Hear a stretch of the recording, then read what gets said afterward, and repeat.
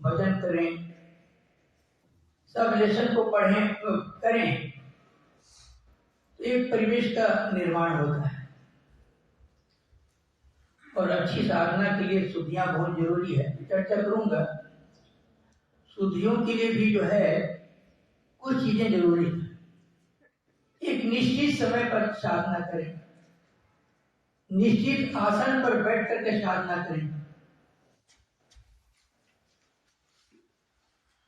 और निश्चित जगह पर जो है साधना करें। निश्चित समय, निश्चित जगह और निश्चित आसन।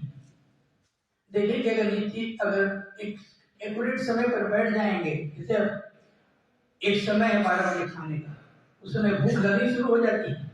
जब खाना खाते हैं बड़ा आनंद आता है। अरे 2 घंटे अगर लेट हो जाती है तो भूख मर जाती है, तो खाने में आनंद नहीं आता है। उसी प्रकार से अगर साधना एक निश्चित समय पर बैठेंगे तो देखेंगे ऑटोमेटिकली स्नान के बाद में आपकी शुद्धि होनी शुरू हो जाएगी। इसलिए समय निश्चित अपनी सुविधा के अनुसार कर सकते हैं। एक निश्चित स्थान पर ही बैठे। बहुत सारे मार्गी जो घर में अपना साधना कक्ष बनाए हैं, वहीं बैठ करके अपने आसन भी रखें, वही आसन पर साधना करेंगे तो देखेंगे आपको शुद्धि में जो है आपको जो है मदद मिलेगी। छोटी छोटी बातें हैं, खैर यम नियम का तो पालन करना ही है। और साधना में जो है शुद्धियों पर जो है विशेष ध्यान देना है। ये बहुत महत्वपूर्ण बातें हैं। छोटी छोटी बातें हैं मगर साधना जगत में बहुत महत्वपूर्ण बातें हैं। और सबसे बड़ी बात है कि हमारे साधना का क्या ऑब्जेक्टिव है, इसको अच्छी तरह से समझ लेनी पड़ेगी। हम साधना करते हैं देने के लिए। हमारी साधना जो है देने की साधना है, देने की साधना नहीं। ऐसे लोग जो है कुछ पाने के लिए साधना करते हैं, मगर आनंदवान की साधना जो है देने की साधना है। हम अपने को दे करके, अपने मन को समर्पित करके, अपने मन को खो करके ही जो है परमात्मा की अनुभूति कर सकते हैं। तो ये बात आपको अच्छी तरह से जान लेनी चाहिए। हमारी साधना जो है देने की साधना है, हमको देना ही देना है, समर्पण की साधना है, पाने की साधना नहीं।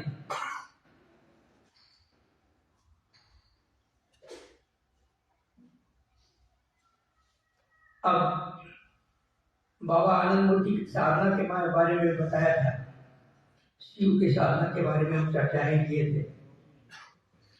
तो बाबा आनंद मूर्ति की साधना की क्या विशेषताएं हैं, क्योंकि इसको हमको अच्छी तरह से जो है समझना पड़ेगा। शिव आए, उन्होंने साधना दी, हम चर्चा भी किए, तंत्र साधना का शुरुआत किए, धर्म बोध दिए, शैव धर्म दिए।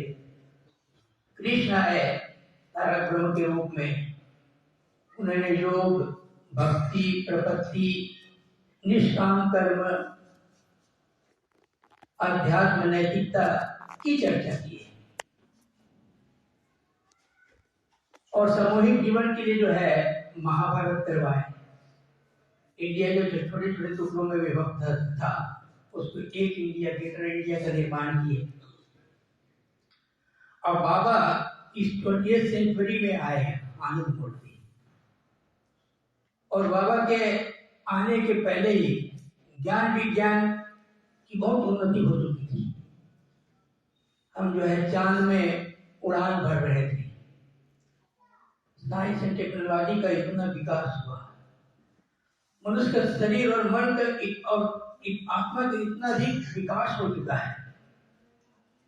और इन्हीं बातों को ध्यान में रखते हुए युग के परिवर्तन के अनुसार बाबा ने जो है दर्शन दिए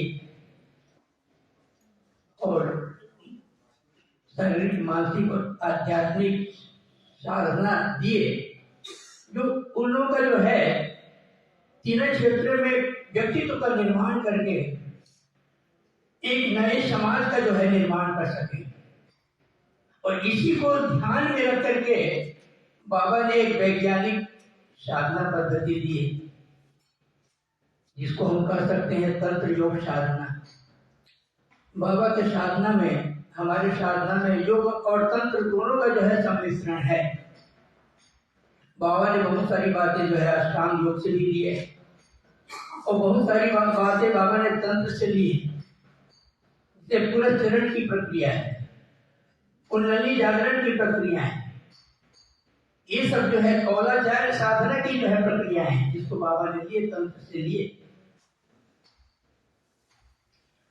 और बाबा की साधना की जो विशेषता है, हम इसको 6 भागों में जो है 7 भागों में विभक्त कर सकते हैं। तो ये क्रिटिकल व्यवहारिक बातें हैं, उसी पर चर्चा होगी।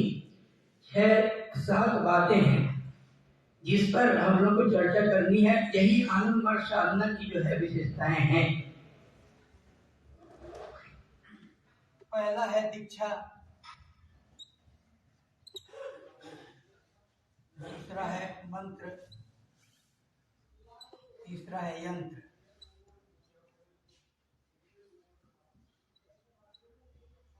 चक्र, कुल कुंडली, प्राणेंद्रिय,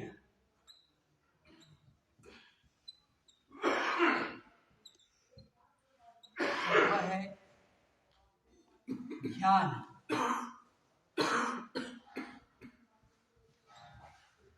सातवां है गुरु। जो परमात्मा नैर्वैतिक सत्ता है, उसको व्यक्तिगत सत्ता के रूप में परिवर्तित कर देते। मुझे एक घटना याद आ रही। बंकिम चंद्र का आप नाम सुने होंगे, बहुत बड़े उपन्यासकार थे। अंतिम समय में जो है वो भागलपुर में रहते थे, जहाँ कुटिया में वृक्ष के ऊपर में बैठ करके मचान पर जो उपन्यास रखते थे, उसी के बगल में ही हमारे माली का भी मकान है। मैं देखा हूँ उस मकान को। उपन्यास लिखते लिखते मजबूर हो जाते थे, खाने पीने के शुद्ध नहीं रहते थे। वो शादीशुदा नहीं थे, अपने बड़ी बहन के यहाँ रहते थे। बड़ी बहन जो देखभाल करती थी। तो एक बार खाने का समय हो गया था, उनकी छोटी नतनी थी, उसको बुलाई कि बाबा बाबा आसुन, खावर देने आसुन।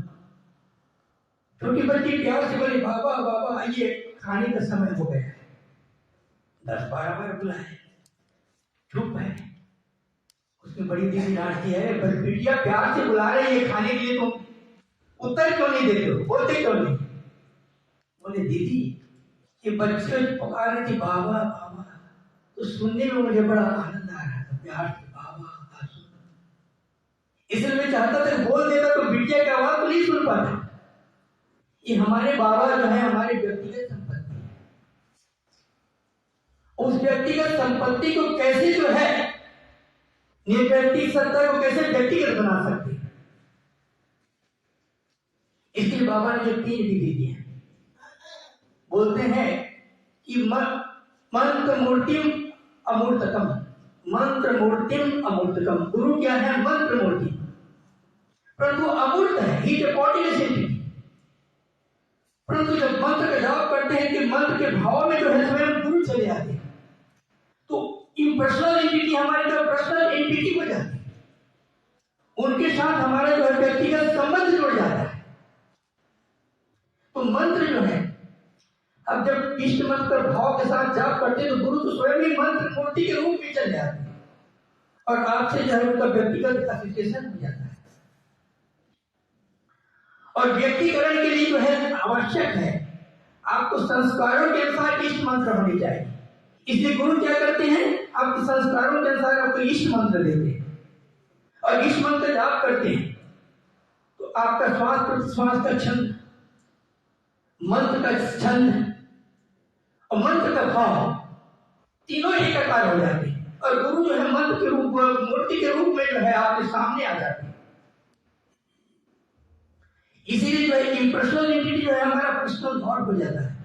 वो हमारे हृदय कमल में विराजमान, हमारे घर के भगवान, हमारे बाबा साहब के आसमान के देवता नहीं। मंत्र में शक्ति होती है। तीसरी बात है, बाबा जो मंत्र दिए हैं, इस मंत्र के माध्यम से पूरे जो है यूनिवर्स के भाव तरंग में ही परिवर्तन लाना चाहते हैं। हमारे मंत्र में शक्ति है, हमारी साधना में शक्ति है, जो हमारे मन और समाज के तरंगों को भी परिवर्तित कर देता है। इसलिए बाबा बोलते हैं कि तुम साधना करोगे, तुम साधक, तुम जन कल्याण करोगे, तुम प्राणी मात्र की सेवा करोगे, मनुष्य कहीं नहीं। और हर एक प्राणी मात्र को जो है भातृत्व प्रेम से देखोगे। जब हम सारे प्राणी मात्र को भाई बहन के रूप में देखेंगे तो यूनिवर्सल वाइब्रेशन में भी परिवर्तन आएगा, क्योंकि हमारा उद्देश्य है एक नई समाज की रचना। उसके लिए हमारी साधना पद्धति, उसके लिए एक विशेष वातावरण का निर्माण है। यही आनंद मार्ग के मंत्र की जो विशेषता है। मंत्र मूर्तिम अमूर्तकम। आनंद मार्ग मूर्ति के बॉडी से रिलेटेड, उससे कोई बॉडी नहीं, परंतु मन, जब हम मंत्र का जाप करते हैं, मंत्र का भाव ही तो गुरु है, उससे आपका पर्सनल विशेषता हो जाता है। ये हमारे मंत्र की जो है विशेषता है, और ये विशेषताएं आपको कहीं नहीं मिलेगा। ये व्यवहारिक, इसके लिए करना ही पड़ेगा, सिद्धांत कोई बात नहीं है। तीसरा है यंत्र, जिसको हम बोलते हैं चक्र। हर एक चक्रों का जो है विभिन्न शेप है, विभिन्न साइज है, विभिन्न कलर है, इसमें विभिन्न वृत्तियां हैं, वृत्तियों का भी अपना अपना कलर है। हमारी साधना जो है चक्र चक्रांतर की साधना है। क्यों चक्र चक्रांतर की साधना करते हैं? चक्र क्या है? चक्र जो है कुछ समन्वय है, ग्रंथि और रूप ग्रंथि का समन्वय है चक्र, जो तीनों नाड़ियों का जो है मीटिंग पॉइंट पर ही चक्र है। मूलाधार स्वादिष्ठान आप जानते हैं, तीनों नाड़ियों के मीटिंग पॉइंट पर ही जो है चक्र है। और चक्र क्या है? ग्रंथि और रूप ग्रंथि का जो है समाहार है, और चक्र ही जो है हमारी आध्यात्मिक ऊर्जा को जो है धारण भी करते हैं और उत्सर्जन भी करते हैं। इसलिए जो chakras are responsible for the secretion of the hormones, जो हमारे शारीरिक और मानसिक हेल्थ के लिए आवश्यक है। जब चक्र एनर्जाइज होते हैं तो हार्मोन का सीक्रेशन जो है संतुलित वे में होता है, जो हमारे शरीर और मन के लिए लाभकारी है। दूसरा, चक्र is responsible for the mental and spiritual development of the personality. चक्र अगर एनर्जाइज होता है, स्पिरिचुअलाइज होता है, स्पंदित होता है, तो आपका नर्वस सिस्टम भी जो है स्पंदित होता है, अध्यात्म भाव से जो है सराबोर हो जाता है, उत्प्रोत हो जाता है, आपको आनंद आएगा, आनंद की अनुभूति होगी। तीसरा, दिस चक्रास कंट्रोल द वृत्तिस। जितनी वृत्तियां जो नियंत्रित होती है चक्रों से,